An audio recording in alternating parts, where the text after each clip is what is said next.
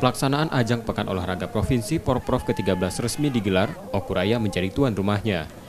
Pembukaan Porprov digelar di kawasan terpadu Danau Ranau Oku Selatan yang dibuka Gubernur Sumsel Herman Deru.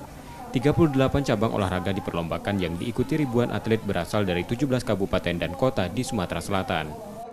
Memohon ridha Allah SWT, seraya mengucap Bismillahirrahmanirrahim.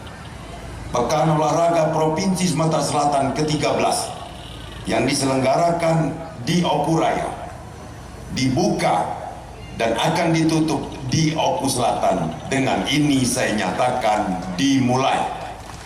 Dari 38 cabur dibagi dalam 3 wilayah, yakni 9 cabur di Oku Selatan, 12 cabur di Oku Timur, dan 17 cabur di Oku Indung selama sepekan mulai 21 hingga 28 November mendatang.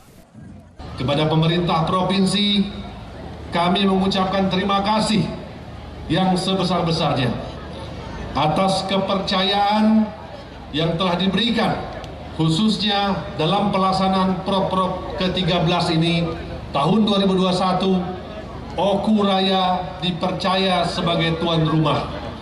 Wabil khusus, Kabupaten Oku Selatan dipercaya sebagai tempat opening ceremony dan closing ceremony beserta 9 cabang olahraga yang dipertandingkan.